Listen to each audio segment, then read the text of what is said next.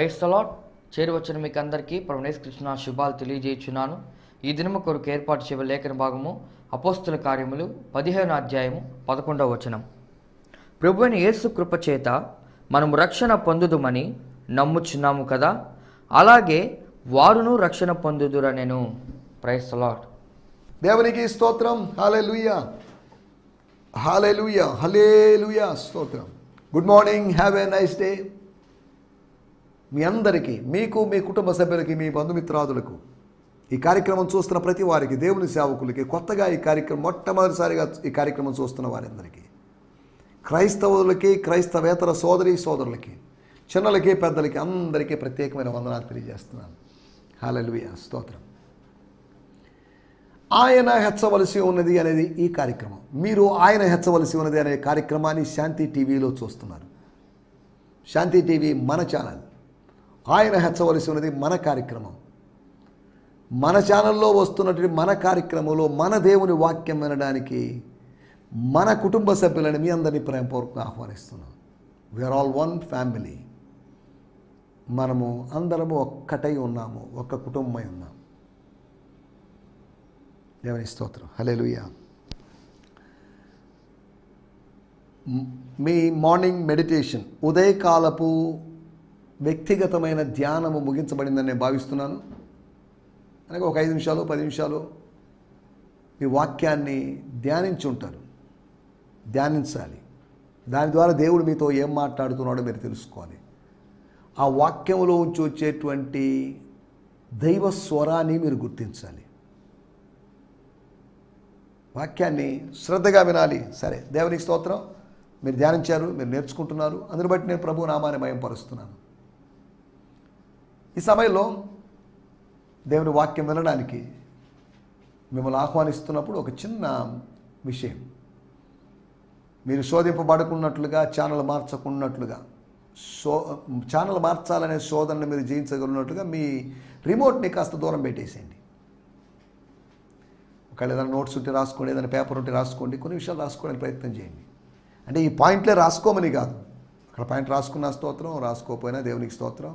కానీ దీంట్లో వచ్చి ఏం మాట్లాడుతున్నాడు దేవుడు, దేవుడు ఎక్కడెక్కడికి నడిపిస్తున్నాడు అనే దాన్ని మీరు అర్థం చేసుకోవాలి. దేవునికి స్తోత్రం. నిన్నటి ఎపిసోడ్లో మనం కాడి గురించి, యోక్ గురించి మనం ఆలోచించాం. మన మీద మోపబడేటువంటి యోక్.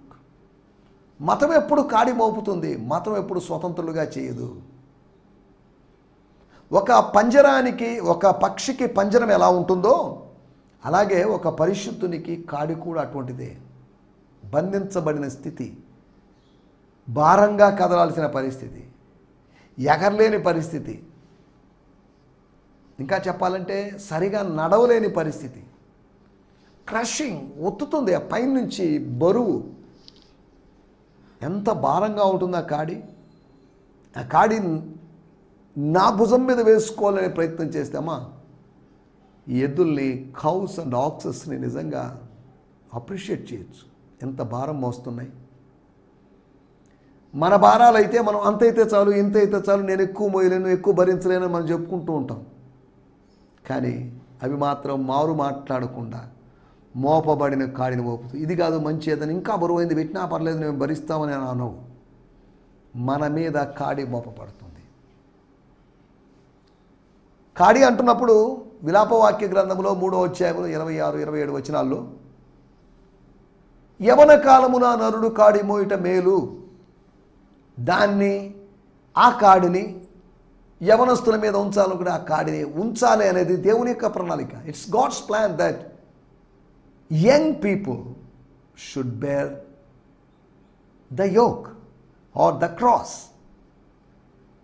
మన సంఘాల్లో ఉన్నటువంటి యవనస్తులు వచ్చి అల్లరి చేస్తూ, వచ్చి కామెంట్లు చేసుకుంటూ, వచ్చి వాట్సాప్లోంచి మెసేజ్లు పెట్టుకుంటూ, వచ్చి వాక్యం వినకుండా దిక్కులు చూస్తున్నటువంటి మన యూత్ దైవ కాడిని మోయాల్సినటువంటి అవసరం ఉంది. వీళ్ళందరూ మినిస్ట్రీలో ఇన్వాల్వ్ కావాలి. మా సంఘంలో ఉన్నటువంటి, మా స్థానిక సంఘంలో గిడియోన్ మిషన్ చర్చ్ అనేటువంటి చర్చ్లో ఉన్నటువంటి యవనస్తులు రాబోయే రోజుల్లో మినిస్ట్రీలో ఇన్వాల్వ్ కావాలి. వాళ్ళందరూ పరిచర్యలో పాలి భాగస్తులు కావాలి. They should become the partners in the ministry, in the gospel. ఈ సువార్తలో వాళ్ళు భాగస్థులు కావాలి. స్తోత్రం. సంఘములో వచ్చేటువంటి యవనస్తులు ఏదో వస్తూ పోతూ ఉండడం కోసం కాదు, స్లోగా ఆయా పనులు వాలంటీర్లాగా వర్క్ చేసి ఓడవడం, చాపలేయడం, లేకపోతే అలా శుభ్రం చేయడం, ఇలా అలవాటు పడిన యవనస్తులు మినిస్ట్రీలోకి రావాలి, దైవికమైన పిలుపు అందుకొని. నేను రక్షింపబడ్డానికి ముందుగా మా మందిరంలో, సోమశిలలోని మందిరంలో, అంతకుముందు దానికి పేరు అంటూ లేదు, తర్వాత కొంతకాలానికి వేరు కారణాలను బట్టి అది చర్చ్ ఆఫ్ క్రైస్ట్గా పిలువబడింది, క్రీస్తు సంఘంగా పిలువబడింది. దానికి ముందు అది సార్వత్రిక సంఘంలాగా, యూనివర్సల్ చర్చ్ లాగా అన్ని డినామినేషన్లు ఉన్నాయి. అక్కడ ఆ మందిరంలో ఆ చిన్న వయసులో వచ్చి పనిచేసేవాడిని. నేను దాన్ని శుభ్రం చేయడం, శనివారం కడగడం, ఈ పనులన్నీ చేసేవాడిని. ఆ పని చేయడంలో ఏదో సంతోషం ఉండేది. దేవుని పనునో, దేవుడు నన్ను ఆశీర్వదిస్తాడో, దేవుని నన్ను సేవకు పిలుస్తాడని కాదు, ఏదో సంతోషాన్ని కనుగొని స్నేహితులతో కలిసి, మా పాస్టర్ గారి కుమారునితో కలిసి, నా స్నేహితులతో కలిసి పనులు చేసేవాళ్ళం. ఆ పనులు చేయడం వలన ఎంత ఆశీర్వాదమో నాకు ఇప్పుడు అర్థమవుతుంది. మందిరానికి సర్వీస్ చేయాలి పిల్లలు. అలా చేయడం వల్ల నేను పిలువబడ్డాను నేను అనలేదు. మనం చేస్తే దేవుడు పిలుస్తాడని కాదు, మనం చేసినా చేయకపోయినా దేవుడు పిలవాలనుకుంటే పిలుస్తాడు. తన సొంత పనిలో, తన మతపు పనిలో ఉన్నటువంటి పౌలును దేవుడు ఆపేశాడు. Stop your work, stop your religious work, stop your Jewish work, do my work అన్నట్టుగా. అవన్నీ ఆపు బాబు, ఈ పని చేయి. అన్ని జనులకు సాక్షిగా, రాజుల ఎదుట, అధికారుల ఎదుట నువ్వు నిలబడాలి. దీన్ని చెయ్యి. ఎవరివో పత్రికలు తీసుకొని ఎవరినో కొట్టడం, తిట్టడం, చంపడం, ఇవన్నీ వద్దు. Stop all this non sense అన్నట్టుగా దేవుడు మాట్లాడాడు. సరే, దానివల్ల ఏం జరిగిందో అపోస్తలుల కార్యము 9వ అధ్యాయంలో మనం చూసాం. స్తోత్రం. మనం ఆలోచిస్తున్న విషయాల్లోకి వచ్చేద్దాం. కాడి మోపబడింది. కాడి మోపబడని కాడి, పితరుల మీద కూడా మోపబడలేదు.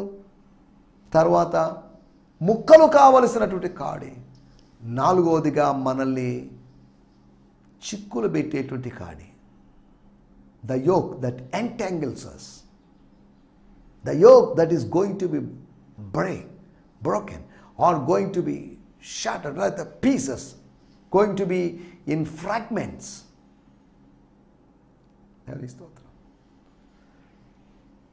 భవిష్యత్ కాడేది. వచ్చేసారు వీళ్ళు, కొత్తగా వచ్చారు, ఇక కాడి మోపాల్సింది, ఇక రూల్స్ అని, కొత్తగా వచ్చిన వాళ్ళకి ఇంక రూల్స్ అండ్ రెగ్యులేషన్ చెప్పకపోతే అలాగే ఈ రోజు నుంచి చెప్దాం, రేపటి చెప్దాం అన్నట్టుగా కొన్ని రూల్స్ అండ్ రెగ్యులేషన్స్ పెట్టి, దేవుని స్తోత్రం, వాళ్ళు మోయరాని భారములు, వాళ్ళ కెపాసిటీకి మించి వాళ్ళు ఎంతవరకు భరించగలరో దానికన్నా మించిగా పెట్టొద్దు. మోపని కాడి, మోయాలనుకుంటున్న కాడి, మోపాలనుకుంటున్నట్టు కాడి, ముక్కలు కావలసినట్టు కాడి, మనల్ని చిక్కించుకునేటువంటి కాడి, దాని కిందకి, దాని అండర్లోకి, ఒక గొడుగు నీడలోకి వచ్చినట్లు, ఒక చెట్టు నీడలోకి వచ్చినట్లు, ఒక ఆర్గనైజేషన్ కిందకు వచ్చినట్టుగా కాడి కిందకి రావడం విచారకరం. కాడి కిందకి రాకూడదని, మనల్ని స్వతంత్రం అవడానికి పిలువబడ్డామని, మనల్ని పిలిచాడని, మనకు అనుగ్రహించబడిన స్వాతంత్ర్యాన్ని వేగు చూడడానికి ఎవరో వచ్చినప్పటికీ, కపట సహోదరులు అనబడిన వాళ్ళు వచ్చినప్పటికీ కూడా, మన స్వాతంత్ర్యము, మన ఆత్మీయ స్వాతంత్ర్యము, మన ఇన్నర్ ఫ్రీడమ్ వాళ్ళకు ఒక అర్థం కాని ఒక మర్మంగా ఉంటున్నప్పుడు మళ్ళీ ఎందుకు వెనక్కి వెళ్తాం? Don't look back, don't go back. లోతు భార్య వెనక్కి తిరిగి చూసింది, కానీ ఆధునిక లోతు భార్యలు వెనక్కి వెళ్ళిపోతున్నారు. వెనక్కి తిరిగి చూడడం డేంజరే, దానికన్నా డేంజర్ వెనక్కి వెళ్ళిపోవడం. వెనక్కి వెళ్ళిపోయినా ఎక్కడికి వెళ్ళగలదు లోతు భార్య? కాలుతున్న నగరానికి వెళ్ళగలదా? అగ్నిగంధకములు కురుస్తున్నటువంటి నగరానికి వెళ్ళగలదా? వర్షంలో తడిచి వెళ్ళగలదేమో కానీ అగ్నిగంధకాలు కురుస్తున్నప్పుడు నడిచి వెళ్ళగలదా? అక్కడికి వెళ్ళగలదా? తన ఇంటి దగ్గరికి వెళ్ళగలదా? తన కాబోయే అల్లుళ్ళ దగ్గరికి వెళ్ళగలదా? లేదు. దేవుని స్తోత్రం, హల్లెలూయా. మనం ఆలోచిస్తున్నట్టు విషయాల్లోకి వచ్చేద్దాం. ఈ దిన ధ్యానం నిమిత్తమై మనం ఒక వాక్య భాగాన్ని ధ్యానించుకుందాం. ఇంకొక 4-5 ఎపిసోడ్లు అపోస్తుల కార్యములోంచే మనం మాట్లాడుకుందాం. తర్వాత 4 కాకపోతే ఒక 3 అయినా తర్వాత మనం కొత్త సంవత్సరంలో ప్రవేశిస్తాం కనుక 16వ అధ్యాయంలో మనం ప్రవేశిస్తాం. కొత్త సంవత్సరంలో కొత్త అధ్యాయంలో మనం ప్రవేశిద్దాం. కొత్త సంవత్సరంలో ఈ కొత్త సంవత్సరం పాత సంవత్సరం అనేవి బైబిల్లో వీటి గురించి రాయబడింది. సూర్యుని కింద నూతనమైంది ఏది లేదు. మన ఊరిని అనుకుంటున్నాం కొత్త పాత, కొత్త నెల, కొత్త వారం, కొత్త రోజు అని అనుకుంటున్నాం. ఇది కాదు న్యూనెస్. నీ ఆత్మలో జరిగే దాని ఫలితమే, జరిగేదానికే కలిగేదే న్యూనెస్, కానీ మిగతా న్యూనెస్ కాదు, ఓల్డ్నెస్సే. ట్రెడిషనల్గా జరుగుతుంది. కొత్త సంవత్సరం అని 2022 డిసెంబర్లో అనలేదా? మనం డిసెంబర్ చివరిలో అనలేదా? 2023 చివరిలో అనలేదా? 2018లోనూ చివరిలోనూ 2010 అనలేదా? మనం అంటూనే ఉన్నాం. సూర్యుని కింద నూతనమైంది ఏదీ లేదు. దేవుని స్తోత్రం. నూతన సృష్టిగా మారడం అనేది ఇంపార్టెంట్, కానీ నూతన సంవత్సర ఆచరణ అనేది ఇంపార్టెంట్ కాదు. కాబట్టి కొత్తతనంతో మనం న్యూనెస్ కలిగి ఉందాం. నవీన స్థితి కలిగి మనము ప్రభువును సేవిద్దాం. నవీన స్థితి, ఒక new nature, new type, new methodology, లేదా న్యూ ప్రాసెస్ అనేదని అనుకోండి. ఈ సమయంలో దేవుని పరిశుద్ధ గ్రంథము నుండి 15వ అధ్యాయము, అపోస్తుల కార్యములు 15వ అధ్యాయము 11వ వచనం. స్తోత్రం. ప్రభువైన యేసు కృప చేత మనం రక్షణ పొందుదుమని నమ్ముచున్నాము కదా, అలాగే వారును రక్షణ పొందుదురనెను. స్తోత్రం. వాడుక భాషలో కూడా మనం చూసుకుందాం. పవిత్ర బైబిల్ అని చెప్పబడినటువంటి world Bible translators corporation, WBTC, Bengaluru వారి పబ్లికేషన్. అది వాడుక భాషలో ఉంటుంది. మీరు ఆన్లైన్లో కూడా WTC ఇండియా అని కానీ ఏదైనా కొడితే మీకు అందులో వస్తుంది. అందులో డౌన్లోడ్ చేసుకోవడానికి బైబిల్ మొత్తం డౌన్లోడ్ చేసుకోవచ్చు, లేదంటే చిన్న చిన్న విడివిడిగా మనం ఒక్కో బుక్ ఒక్కొక్క ఎపిసోడ్ అన్నట్టుగా కూడా చేసుకోవచ్చు. అపోస్తుల కార్యములు 15వ అధ్యాయము 11వ వచనం నేను దీంట్లో చదువుతాను, తర్వాత వాడుక భాషలో బైబిల్లో చదువుదాం. Don't you believe that we are introduced to eternal life through the grace of our Lord Jesus, the same grace that has brought these people new life? Don't you believe? మీరు నమ్మడం లేదా? మీరు ఎందుకు నమ్మకూడదు? నమ్ముతున్నారు. That we are introduced to new, క్షమించండి, we are introduced to eternal life. మనము నిత్య జీవానికి పరిచయం కావించబడ్డాం. నిత్య జీవంతో మనకు ఒక పరిచయం ఏర్పడింది. నిత్య జీవంతో ఒక కరచాలన అనుభవం కలిగింది. Through the grace of our Lord Jesus. ఒకవేళ నిత్యత్వపు కాన్సెప్ట్ లేకపోతే ఆ దృక్పథం మనలో ఏర్పడడానికి కారణము మన చదువు, మన యొక్క పరిశోధనలో, మన యొక్క అన్వేషణ కానే కాదు, ప్రభు అయిన యేసుక్రీస్తు కృప ద్వారానే కదా. It was possible through the grace of lord Jesus Christ, the same grace that has brought these people new life. ఈ మనుషులకి, ఈ అమాయక ప్రజలకి మనం ఎవరి గురించి మాట్లాడుకుంటున్నామో, నాన్ జూయిష్ పీపుల్, యూదేతర ప్రజలు, అన్యజనులైన ప్రజలకు కూడా సేమ్ అదే rule. Rule is rule, rule for all అన్నట్టుగా రూల్ అనేది రూలే, అది అందరికీ వర్తించేటువంటి రూల్. దేవుని స్తోత్రం. హల్లెలూయా. మనం ఇక్కడ చదువుకుందాం, వాడుక భాషలో కూడా చదువుదాం. 15వ అధ్యాయం 11వ వచనం. యేసు ప్రభు దయతో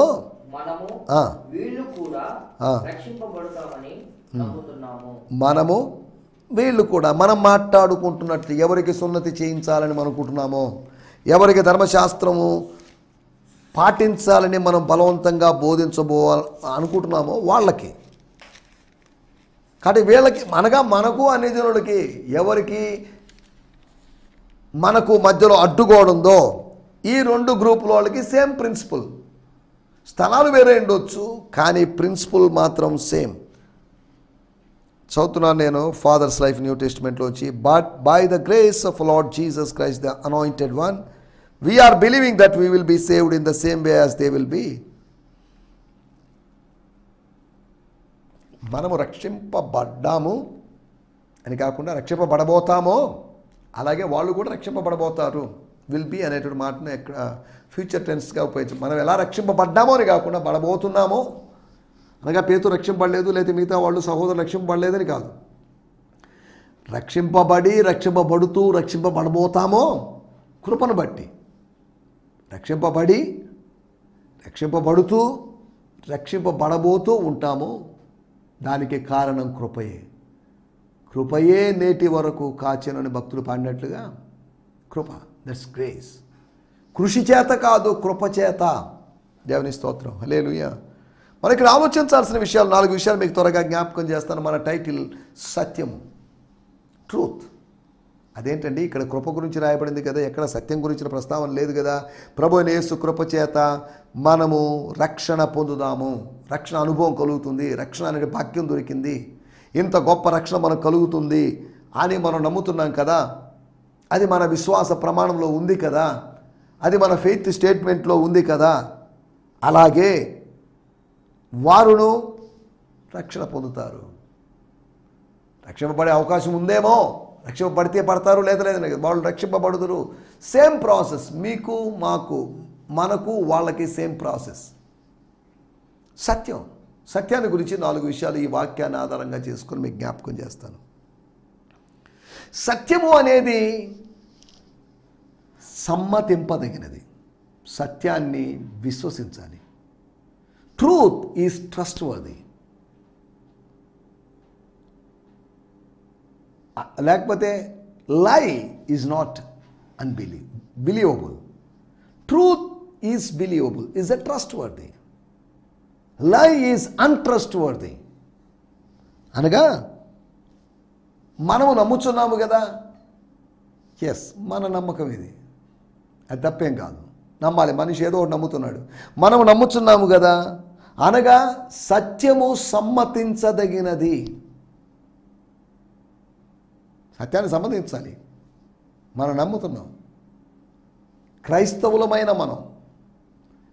మనం కొన్ని విషయాలు నమ్ముతున్నాం. యేసు ప్రభు కన్య గర్భమందు పుట్టాడని, ఈ లోకానికి వచ్చాడని, 33.5 సంవత్సరాలు జీవించాడని, 3.5 సంవత్సరాలు సేవ చేశాడని, చనిపోయాడని, తిరిగి లేచాడని, ఆరోహణమై వెళ్ళిపోయాడని, ఆయన మరలా త్వరగా రాబోతున్నాడని మనం నమ్ముతున్నాం కదా.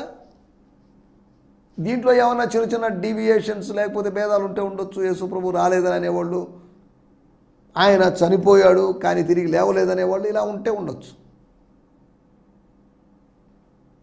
కానీ మనమందరము ఈ సత్యాన్ని మనం నమ్ముతున్నాం. సత్యము అనగా నమ్మదగినది, ఇట్స్ ఎ బిలీవబుల్ థింగ్. రెండో విషయం 15వ అధ్యాయం 11వ వచనంలో రాయబడింది, వారికి మనకు అలా చేయడం వల్ల ఏం చేశాడంటే తారతమ్యం లేకుండా చేశాడు, తేడా లేకుండా చేశాడు. 9వ వచనంలో రాయబడింది, వారి హృదయముల విశ్వాసం వలన పవిత్రపరచి మనకును వారికి ఏ భేదమైనను కనపరచలేదు. మనల్ని కృప ద్వారా రక్షించి, మనల్ని వారిని కృప ద్వారా రక్షించి మన మధ్యలో ఏ భేదము కనబరచలేదు దేవుడు. స్తోత్రం, హల్లెలూయా. మనం అనుకుంటాం మనకన్నా యూదులు గొప్పోళ్ళు, యూదులు అనుకుంటారు వాళ్ళకన్నా మనం తక్కువ అని. ఇలా ఒక్కొక్కరు, వాళ్ళందరూ విశ్వాసులందరూ తక్కువ అండి, సేవకులే గొప్ప, లేదా సేవకులదేముందండి మేమే గొప్ప, వాళ్ళు గొప్ప, వీళ్ళు గొప్ప అనో, లేదా నేనే గొప్ప అని అనుకుంటున్నప్పుడు మనలో ఎవడు గొప్ప అనేటువంటి వాదము ఒకసారి శిష్యుల మధ్యలో ఏర్పడింది. దాన్ని ప్రభు ఖండించాడు, ఇది వేరే విషయం. ఒకటి, సత్యము విశ్వసింపదగినది, సమ్మతించదగినది, acceptable, trustworthy, should receivable. రెండో విషయం, సత్యము అనేది సార్వత్రికమైంది. యూదులకో రూలు, యూదులు కాని వాళ్ళకో రూలు, యూదులకో రూలు, గ్రీసు దేశస్తులకో రూల్ లేదండి. ఇంతకుముందు కూడా చెప్పాను, rule is rule for all. ఎంతటి వాడైనా కానీ రూల్స్లో నుంచి మినహాయింపులు ఉండవు, రూల్కి ఒబే కావాల్సినంతవరకే. ఎంపైర్స్ డెసిషన్ ఈజ్ ఫైనల్ అని చెప్తారు. లేకపోతే పత్రికలు వాటిలో ఉంటారు, ఈ క్విజ్ విషయంలో ఉత్తర ప్రత్యుత్తరాలు జరగవు, సంపాదకునిదే తుది నిర్ణయం, ఆయన ఏం చెప్తే ఫైనల్. దేవుని స్తోత్రం. అలాగే దేవుని నిర్ణయం ఫైనల్, దేవుని చిత్తం ఫైనల్, దేవుని సంకల్పం ఫైనల్, దట్స్ ఆల్. దాని గురించి ఆర్గ్యుమెంట్స్, బేరసారాలు, అది ఎలా కాదు ఇలా చేస్తే బాగుండనే సలహాలు యొక్క అవసరం లేదు. స్తోత్రం. సత్యాన్ని గురించి ఆలోచిస్తున్నాం. అక్కడ ఒక సత్యాన్ని మాట్లాడుకుంటున్నారు వాళ్ళు. ఒక సత్యం గురించి పేతురు గారు చెప్తున్నారు. అది వివాదాస్పదమైనప్పటికీ కూడా సత్యము సత్యమే. సత్యము నమ్మదగినది, సమ్మతించదగినదని ఒకటి. రెండోది, సత్యము సార్వత్రికమైనది. It's common, it's universal. దేవుని స్తోత్రం. మూడో విషయాన్ని నేను మీకు జ్ఞాపకం చేస్తాను. 15వ అధ్యాయము 1వ వచనం. అపోస్తలులకు వీరు మోషే నియమించిన ఆచారం చొప్పున సున్నతి పొందితేనే గాని రక్షణ పొందలేరని సహోదరులకు బోధించిరి. మూడో విషయము, సత్యము సవరణ చేయదగినది కాదు. అనగా కరెక్షన్స్ యొక్క అవసరం లేదు. అది సత్యమైనప్పుడు ఇంకా కరెక్షన్ యొక్క అవసరం ఏంటి? క్వశ్చన్ పేపర్లో ఏమైనా కరెక్షన్స్ ఉండొచ్చు, ఆన్సర్ షీట్స్ మొత్తం కరెక్షన్స్ కావాలి. కరెక్షన్ చేసిన పేపర్కి కరెక్షన్ దేనికి? ఒకవేళ రీవాల్యుయేషన్ పేరుతో మళ్ళీ చేస్తారేమో. నా మాటల యొక్క ఉద్దేశం ఏంటంటే, రాజ్యాంగానికి సవరణలు ఉన్నాయి. స్తోత్రం. మనుషులు చేసే పనులకి అప్డేట్ చేసుకొని మళ్ళీ ఎడిషన్ అండి, ఫ్రెష్ ఎడిషన్ అండి, కొత్త ఎడిషన్ అండి అని ఏదైనా వాళ్ళు చేస్తున్నారు. ఎడిటింగ్లు ఉంటాయి. కానీ దేవుని వాక్యానికి, సత్యానికి ఎడిటింగ్ అవసరం లేదు. సత్యము సవరింపదగినది కాదు. సవరణలు దేనికి? ఎవరు సవరణ చేస్తారు? సత్యము ప్రకటించబడినప్పుడు, సత్యము తెలియజేయబడినప్పుడు దానికి నువ్వు నేను సవరించాల్సినంత అవసరమే ఉంది. అలాగైతే ప్రతి తరములో కొంతమంది మనుషులు సవరిస్తూ సవరిస్తూ సవరిస్తూ సత్యము తన స్వరూపాన్ని కోల్పోతుంది. ఒక మనిషిని రకరకాలుగా మార్చి చివరికి వాడిని ఎవరు గుర్తించని విధంగా మార్చే అవకాశం ఉంది. ఇచ్చట తాజా చేపలు అమ్మబడునని ఒక ఆయన బోర్డు పెట్టాడట. ఒక ఆయన వచ్చేసి ఇచ్చటాన్ని కాకుండా ఇంకే ఏందా బాబు ఇచ్చటాన్ని తీసేయమన్నాడట. ఎందుకు అని అడిగితే, వాసన వస్తుంది, అంత దూరం వస్తుంది, అటువంటి ఇచ్చటాన్ని పెట్టాల్సిన అవసరం లేదు, సరే అతని కోసం అని ఇచ్చట. తాజా చేపలు అమ్మబడును అని రాసింది. తాజా చేపలు కాకుండా కుళ్ళిపోయిన చేపలు అమ్ముతారా? తాజాని తీసేయమన్నాడు ఒకడు. ఇచ్చటాన్ని తీసేశారు, తాజాని తీసేశారు. వాళ్ళు రాశారు, ఏదో బోర్డు పెట్టుకున్నారు పబ్లిసిటీ కోసం, జనాలకు తెలియడం కోసం అని. కానీ దాంట్లో సవరణలు వచ్చేసరికి ఇంకొక ఆయన వచ్చేసి, ఏమా ఇలా పెట్టారు? అమ్మబడును కొంటారా మీరు? మా దగ్గర ఉంటాయి ఆ చేపలు. కాబట్టి అమ్మబడునేంటి? కాబట్టి అమ్మబడును కరెక్ట్ కాదు అని చెప్పేసి ఇప్పుడు ఇచ్చట తాజా చేపలు అమ్మబడును అనేది అమ్మబడును కూడా తీశారు. ఇప్పుడు చేపలోని మాత్రం మిగిలింది. ఇంకో అతను వచ్చి, అర్థమవుతుంది, వాసనను బట్టి తెలుసుకుంటున్నాం, జనాలు వస్తున్నారు, ఒకళ్ళు ఎవరిని అడిగినా చెప్తారు కదా, మీరు అదే పనిలో అదే వృత్తిలో ఉన్నారని తెలుసు. చేపలు పెట్టాల్సిన కూరగాయలు ఎట్ట పెడతావు? చేపలను ఉన్నప్పుడు చేపలని కాకుండా కూరగాయలను పెట్టలేవు కదా, కాబట్టి చేపలు అనే అవసరం లేదని చెప్పాడట. ఇలాగా ఇచ్చట తాజా చేపలు అమ్మబడిన దాన్ని తీసేయాల్సిన పరిస్థితి. బోర్డు ఏం లేదు. మెల్లగా ఈ బోర్డు, ఈ లెటర్స్ అన్ని చెరిపి వేసి ఇక్కడ బిజినెస్ లేదేమో అని చెప్పేసి వేరే చోటకి వెళ్ళడం ఆరంభించారట. ఎందుకు చెప్తారంటే సవరణలతో వచ్చేటువంటి సమస్య. సవరణ చేసి దేవుడు సత్యాన్ని పంపించలేదు. సత్యము యథార్థంగా ఉన్నట్టుగా ఉంటుంది. దానికి సవరణలు అవసరం లేదు, దానికి ఎక్స్ట్రా ఫిట్టింగ్స్ అవసరం లేదు, దానికి మేకప్లు అవసరం లేదు, దానికి రంగులు పొలమాల్సిన అవసరం లేదు. సత్యం నగ్నంగా వచ్చినప్పటికీ అది సుందరంగా ఉంటుంది. అబద్ధం అలంకరించుకొని వస్తే మాత్రం సుందరంగా ఉంటుంది. దానికి లేనిపోయే మాటలు, కొన్ని డైలాగులు, తీయటి మాటలు ఉంటే తప్ప అబద్ధం అందంగా కనిపించదు. సత్యం ఎప్పుడు అందంగా ఉంటుంది. దేవుని స్తోత్రం. నగ్న సత్యం అంటారు. సత్యం ఉన్నది ఉన్నట్టుగా ఉంటుంది. It's natural, it's not artificial. మనం ఇక్కడ ఆలోచిస్తున్న మాటలు సత్యాన్ని గురించి 4 విషయాలు మీకు జ్ఞాపకం చేస్తాను. సత్యము ఒకటి, అది ఎటువంటిదంటే సమ్మతింపదగినది, is a trustworthy one. రెండోది, సత్యము సార్వత్రికమైనది. మూడోది, సత్యము సవరణ చేయకూడనిది, సవరణ చేయాల్సిన అవసరం లేదు. నాలుగోది, సత్యం గురించి మనం ఆలోచిస్తున్నాం. సత్యం అంటే యేసు ప్రభువే, సత్యం అంటే వాక్యమే, సత్యం అంటే దేవుని ఆత్మే. అపోస్తల కార్యములు 15వ అధ్యాయము 19, 20 వచనాలు. కాబట్టి అన్ని జనుల్లో నుండి దేవుని వైపు తిరుగుచున్న వారిని మనము కష్టపెట్టక విగ్రహ సంబంధమైన అపవిత్రతను జారత్వమును గొంతు పిసికి చంపిన దానిని రక్తమును విసర్జించుటకును వారికి పత్రిక రాసి పంపవాలని నా అభిప్రాయం. ఒక ఆయన అభిప్రాయం చెప్తున్నాడు. అయ్యా ఇదండి నా అభిప్రాయం. ఒక అభిప్రాయం ప్రకారం మనం రాసి పంపించాలన్నారు. వాళ్ళు రాసి పంపించారు. ఓకే అయింది. సత్యము ప్రచురించబడాలి, సత్యము స్థిరపరచబడాలి. దేవుని వాక్య సత్యం. ఏం సత్యం అది? మనము కృప ద్వారా రక్షింపబడతాం. We would be saved by grace. దేవుని కృపను బట్టి మనం రక్షింపబడతాం. కృప లేదా రక్షణ లేదు. కృప లేదా ఎవరికి రక్షణ వచ్చే అవకాశం లేదు. కలువరి శిలువలో కృప కనపరచబడింది, కృప కుమ్మరించబడింది, కృప ప్రత్యక్షమైంది. యేసు ప్రభు, క్రీస్తు అంటే దేవుని కృప, క్రీస్తు దేవుని జ్ఞానము, క్రీస్తు దేవుని నీతి, క్రీస్తు దేవుని విమోచన, క్రీస్తు దేవుని మహిమ, క్రీస్తు దేవుని మర్మం. దేవుని స్తోత్రం. హల్లెలూయా. సత్యము సమ్మతించదగినది, సత్యము సార్వత్రికమైనది, సత్యము సవరణ చేయకూడదు. సత్యము అనేది 4వది స్థిరపరచాల్సింది. It should be established. సత్యాన్ని స్థాపించాలి, దాన్ని ప్రకటించాలి, దాన్ని సర్వలోకంలో ప్రకటించాలి. ప్రసంగి గ్రంథంలో రాయబడింది, సత్యము బహు లోతుగా ఉన్నది, బహు దూరంగా ఉంది, దాన్ని గ్రహింపగలిగిన వాడెవరని. కాబట్టి ఆ సత్యాన్ని సమ్మతిస్తూ, సత్యాన్ని సార్వత్రికమైన సత్యాన్ని సమ్మతిస్తూ, సవరణ చేయకుండా సత్యాన్ని స్థాపించడానికి, స్థిరపరచడానికి మనం ప్రయత్నం చేస్తూ ముందుకు సాగడానికి సత్యవంతుడైన దేవుడు మనకు సహాయం చేయనుగాక. ఆమేన్. హల్లెలూయా. హల్లెలూయా. ఈ సందేశము మీకు ఆశీర్వాదకరంగా ఉందని నమ్ముచున్నాము. ప్రార్థన అవసరతల కొరకు మమ్మల్ని సంప్రదించవలసిన మా చిరునామా గిద్యోన్ మిషన్ చర్చ్, 6వ వీధి, శాంతినగర్, నెల్లూరు 4, ఆంధ్రప్రదేశ్. పిన్ 524004.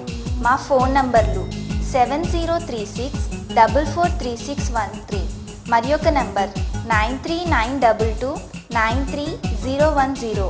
మా ఈమెయిల్ ఐడి gfihmi2015@gmail.com. దేవుడు మిమ్మును ఆశీర్వదించునుగాక. ఆమేన్.